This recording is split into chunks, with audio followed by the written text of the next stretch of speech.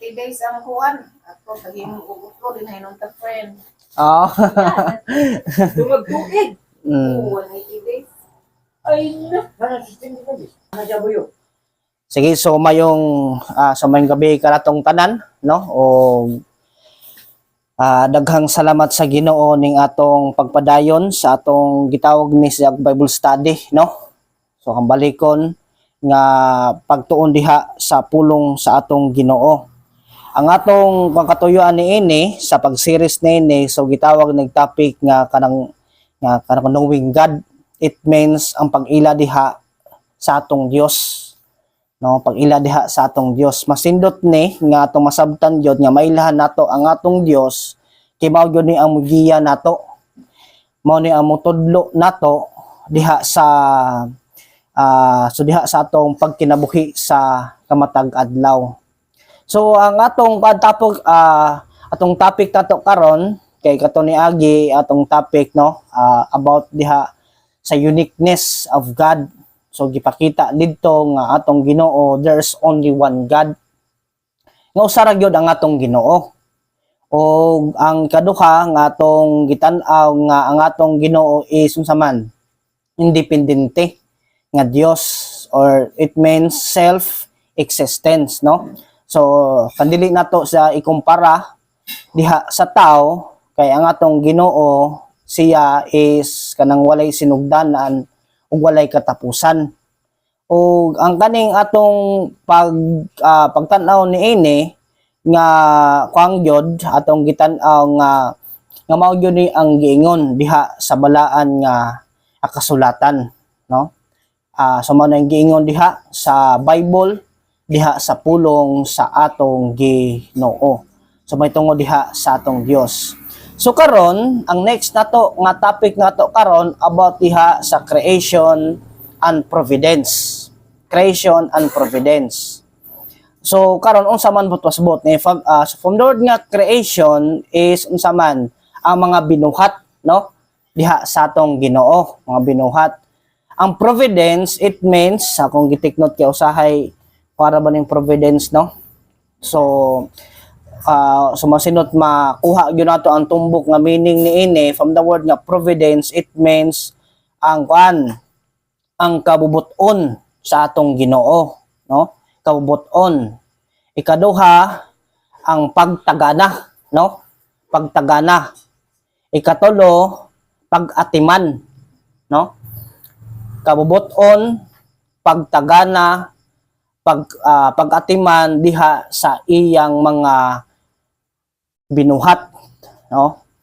Og kaning mga butanga nga kaning kanang kamatuoran, so makita gyud nato ni diha sa balaan nga kasulatan nga nagtudlo ang iyang mga pulong nga atong Ginoo is unsa man nga siya gyud ang nagbuhat sa tanang mga butang, sa tanang adunay kinabuhi sa tibuok kalibutan ug diha sa tibuok kalangitan, nga ang Ginoo gyud maoy nagbuhat niini. Og siya maoy nagtagana, siya maoy nagamuma, ug siya maoy og kining mga butanga diha sa tong kinabuhi nga iya gyud ning kagalingon nga unsa man kabubuton. So mo na ang butpasabot sa atong topic nato karon, no? So atong makita dire nga mao ni ang atong Dios. Sa dili pa ta magpadayon, no? May tungod niini, so magaampo ta. Mga tagiya diha sa atong Ginoo. Labing dalaygon ug labing balaan mo nga Dios. Dako ang among pagpasalamat Ginoo diha sa imong mga pulong. Dako ang among kining mga pagtulunan. I pray Ginoo nga masabtan namo ni kay kasabot mi ni kining mga pagtulunan gikan ni diha sa pulong diha sa among Dios. Ug dalaygon ka diha sa among kinabuhi nga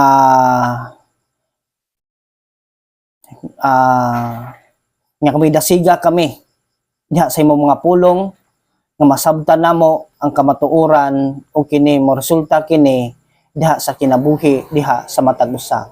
O Lord, we glorify your name. In Jesus' name we pray. Amen. Amen. Okay. Una, God's work of creation. So mo ni atong topic nato karon, no? Ang atong Ginoo, siya na may nagbuhat, siya may creator diha sa tanang mga butang. Kung unsay naa nato, kung unsay makita nato, no? Or naiuban nga mga butang nga dili nato makita nga ming exist siya is kaning tanang mga butang nga is saman kini gibuhat ni diha sa atong Ginoo. So hang hang buhat ang basahon dire sa akong notes, the universe and everything in it, visible or invisible, were created by God. So sa to pa, sa tibuok kawanangan, sa tanang mga butang, ang makita or dili makita, kining tanan, mga binuhat diha sa atong Ginoo. Oh? In fact, this is the basic distinction of reality ng saman nga adunay creator, nga adunay magbubuhat ug adunay mga gipambuhat diha sa atong Dios, no? So mo ni ang pinaka-basic nga dapat masabtan nato nga ang atong Ginoo gyud maoy nagbuhat sa tanang mga butang. Sa tanan nga adunay mga kinabuhi kung unsay makit-an nato kabukiran tanan nga atong makit-an nga adunay magbubuhat nga way lain ang atong Dios. So karon unsa man ni ka-importante nga kani nga pagpanudlo nga kini masabtan nato. So kini essential ni siya, it means gikinahanglanon ni siya nga kani nga pagpanudlo kay diri masabtan nato kung unsa gyud ang distinction, no? Masabdan nato nga kinsa gyud ang atong Dios. Og kini nga atong pagsabot kini makaepekto diha sa atong pagkinabuhi sa matag adlaw bisan diha sa atong pagsimba, pagdayeg diha sa atong Dios. Sa Roma kapitulo 8 bersikulo 18, no? So, nanghuam kog Bible ni nanay kay para kuha nato kaning Bisaya nga Bible atong basahon, no? Oy, Ha? may pangitang po. Lagi kay para kay atong tumong man gyud na ini kay pasabta sig pangitag Bible dito wa may Bisaya. Ha? Justin mo ni ba? Roma kapitulo 1 bersikulo 18 ngadto sa 25. Ang basahon, ha. So gipadayag gikan sa langit ang kapungot sa Dios batok sa tanang pagkadili Dios non ug pagkadaotan sa mga tawo nga nagsanta sa kamatuoran pinaagi sa mangilad nga kinabuhi. Verse 19, kay unsay mahimong masayran mahitungod sa Dios, wala matago ngadto sa mga tawo kay ang Dios gayod maoy nagpadayag niini ngadto ngadto kanila. So, dire sa verse 19, gipakita dire nga unsa man nga walay natago diha sa atong Ginoo. No? It means walay natago, it means abot pasabot nga gipadayag niya, gipaila niya kung kinsa siya. Ang pangutana, giunsa niya pagpaila, pagpakita nga kinsa siya. Akong atong basahon dire sa verse 20, sukad nabuhat sa Dios ang kalibutan, no?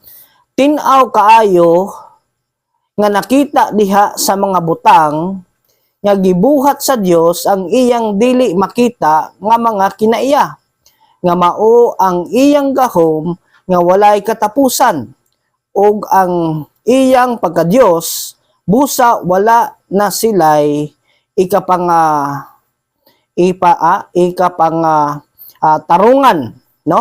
So sa verse 20 at so gipakita na sa pulong sa Ginoo, gipaila sa Dios nga kinsa siya ingon dire pinaagi diha sa iyang gibuhat, no?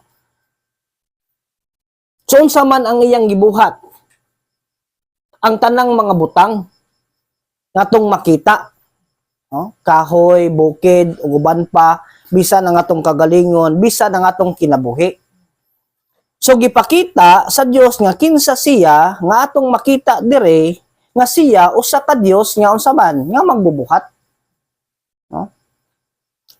Unya ang giingod diri sa verse 21, so nahibalo sila sa Dios apan wala sila magpasidungog kaniya ingon nga Dios o magpasalamat kaniya ang ila hinuon nga mga gipanghunahuna pulos binuang og nangitngitan ang ilang mga salabutan. So karon unsa man ang gipakita dire sa pulong sa Ginoo. So gipakita diri sa pulong sa Ginoo nga aduna gyud distinction, aduna gyud kalahian sa Ginoo ug sa atoa. No? Mao na gipakita dire nga there is only one God, usa ra gyud ang atong Ginoo nga maoy nagbuhat sa tanang mga butang ug diha sa adunay kinabuhi. Dili nato makompare, dili nato makumpara ang atong Ginoo diha sa atong kagalingon. Kay bisan gali sa Genesis chapter 1 verse 1 ingon dito, in the beginning God created the heavens and the earth. So wala pa ang tanan, wala pa ang kalangitan, wala pa ang kalibutan, wala pa ang tanang mga butang, naana ang atong Ginoo. No? In the beginning, no? God.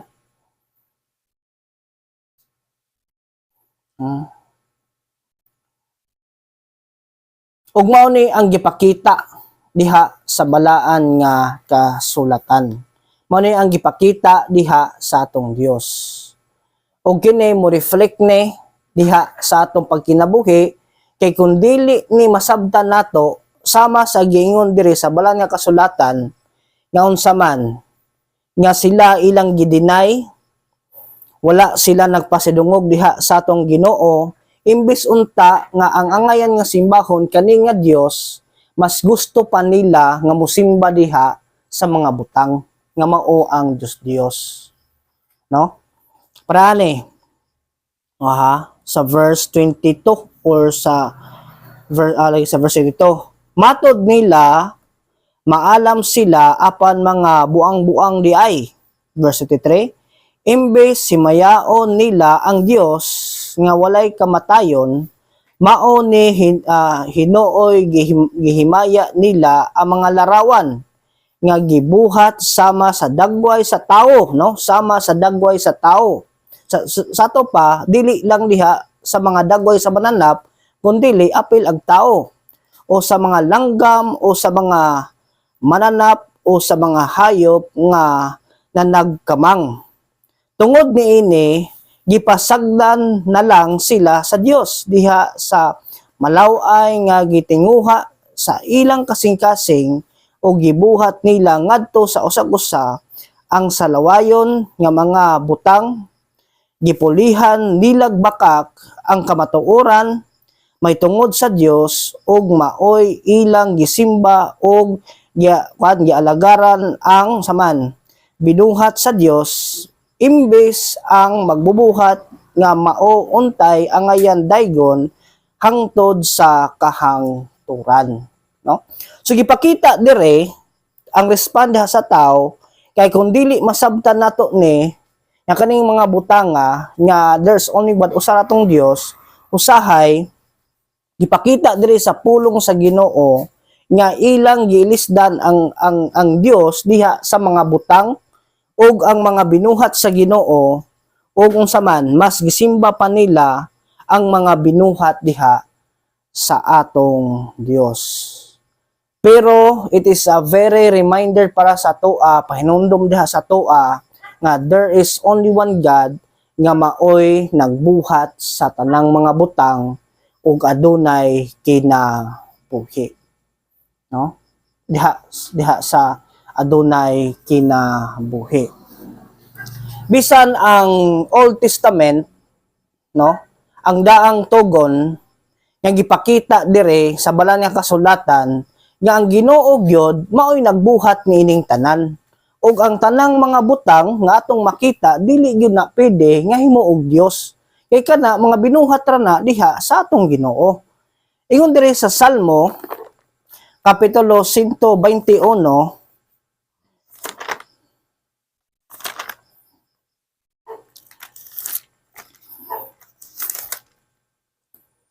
Salmo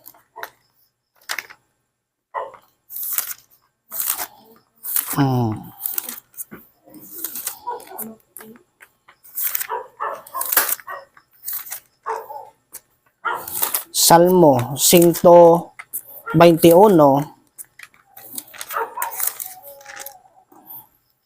versikulo 2.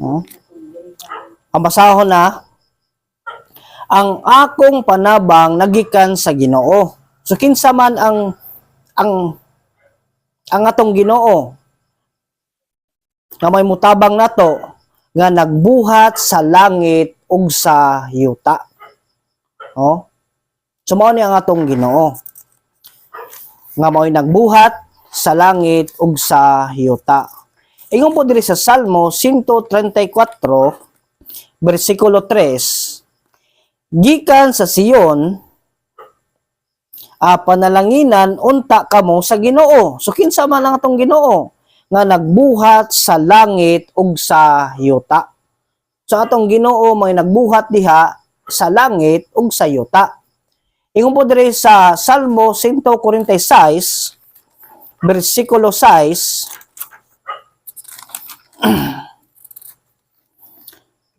nga maoy nagbuhat sa langit ug sa yuta, sa dagat ug sa tanan nga anaa niini, motuman siya kanunay sa iyang mga saad. So kinsa man nga way lain ang atong Dios, ang atong Ginoo.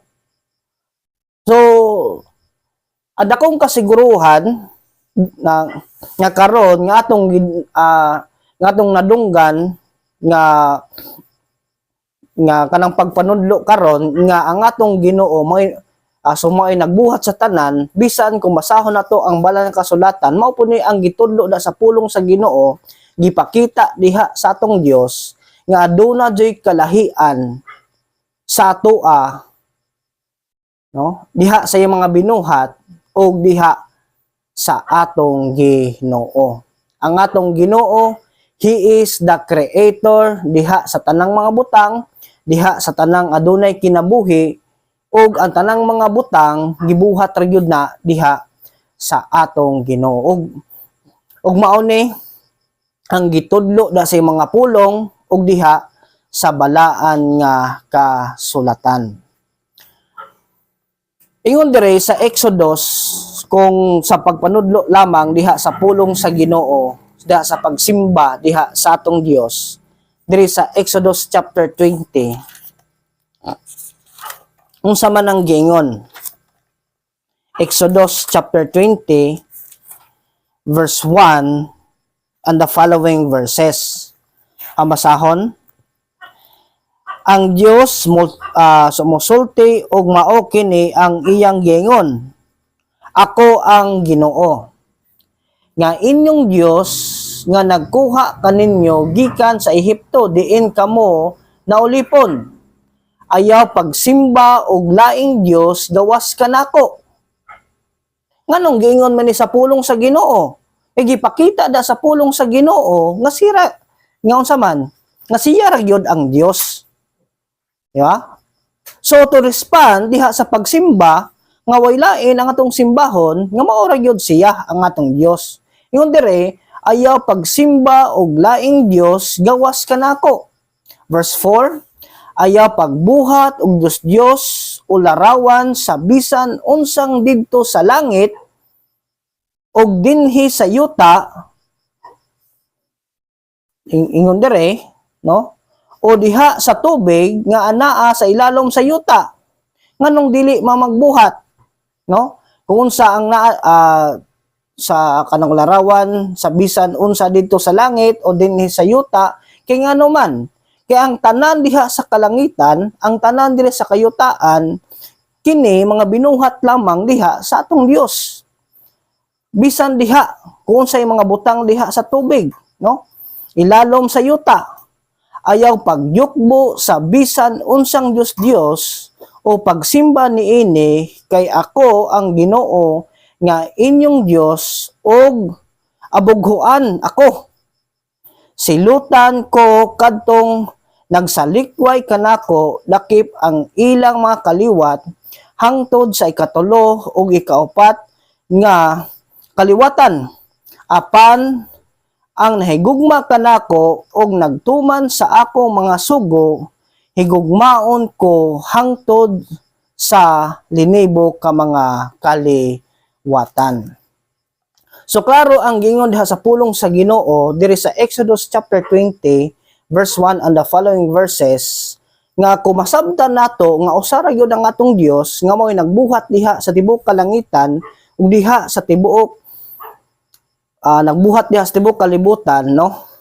So ingon dire to respond diha sa kamatuoran, ingon dire walay lain nato nga simbahon nga atong alagaran, simbahon pagadaygon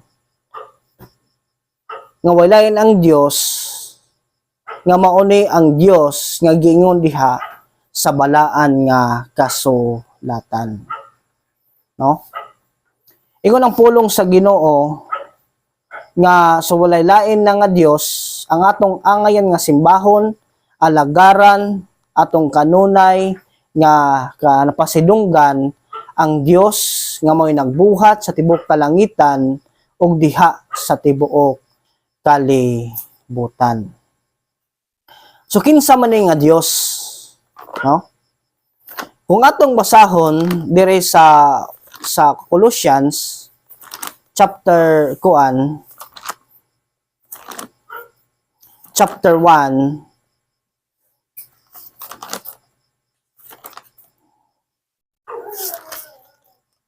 verse 15, ang basahon na nga to sa verse 16. Si Kristo mao ang makita nga dagway sa dili makita nga Dios, siya ang siya ang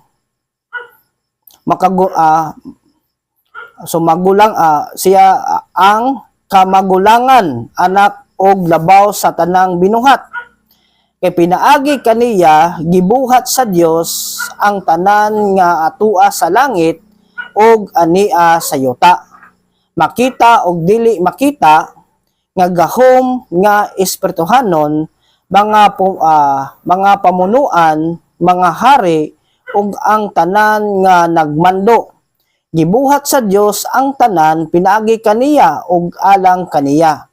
Diha na siya sa wala pa buhata ang tanang butang ug diha kaniya ang tanan na hugpong. Siya ang ulo sa simbahan nga mao ang iyang lawas, siya ang sinugdan, siya ang unang gibanhaw sa Dios gikan sa mga patay, aron siya ang maguna sa tanang mga butang.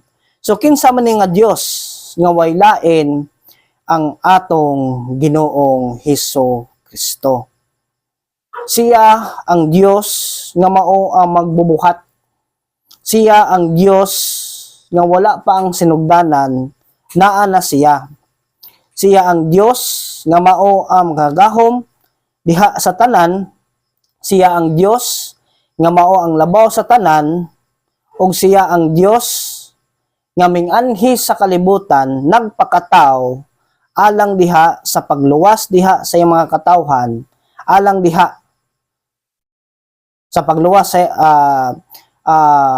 diha sa pagluwas diha sa iyang katawhan batok sa sala. So siya nagpakamatay dito sa cross alang diha sa kaluwasan sa katong mingtuo ug mingsalig diha kaniya ug naghinulsol diha sa iyang kinabuhi. Ug ingon dire siya ang ulo sa simbahan. From the word nga ulo, di ba? Sa kung atong ikuan illustrate, no? Ang ulo sa atong lawas maoy magmando, no? Maoy labaw sa tanan. Dili mulihok ang lawas kung walay ulo. Di ba? No? So kakita na mo tawo nga way owa. Ha? Ha? Way o nga maglakaw-lakaw? Ha, di ha? Wa noon tawo nga way kamot, di ba? Buhi pa. Pero tawo nga way o maglakaw-lakaw, di ba, patay. So, si Kristo may ulo diha sa simbahan. It means siya maoy nagdumala, siya maoy nagtudlo diha sa atoa, no, diha sa church nga gipakita nga kinsa siya kung saan kamatuoran. Ug siya ingon dire, siya unsa man, siya maoy magbubuhat, siya maoy Dios. Kung unsa may hitabo nining kalibutan, kung unsa man ang mga panghitabo nining tanan, so kini iyag yuning kaubuton diha sa atong Ginoong Hesus Kristo. So mao ni ang pag-ila diha sa atong Dios. Ang Dios nato dili nato makumpara diha sa tao. Gipakita dire nga ang atong Ginoo nga siya walay sinugdanan ug walay katapusan ug siya may labaw sa tanan ug ang iyang kagalingon nga kaubuton may matuman diha sa atong kinabuhi. No? Mao na ang atong Dios. Dili kita maoy kanang kuamba ang atong kagalingon nga kaubuton may matuman, no? Kaya kung kuamba kung ato bay kung kita may masunod da sa Ginoo, so dili siya Dios, no? So maho nga kitay Ginoo kay kuan man kay ang ato may makaubuton may matuman, pero gipakita dire mas siya may labaw sa tanan, siya may nag-amuma diha sa tong kinabuhi, siya maoy kanang naggiya diha sa tong kinabuhi ug kaning tanang mga butang kaubuton ni diha sa atong Dios. No? Siya may nagbuhat niining tanan. Siya may nagbugna niining tanan. Mao na kita kanang kung sa mga maayaw mga butang atong adlawatan, kung sa ang naa nato kita is kanunay ta magpasalamat diha sa atong Ginoo. Okay? So nay mga kuan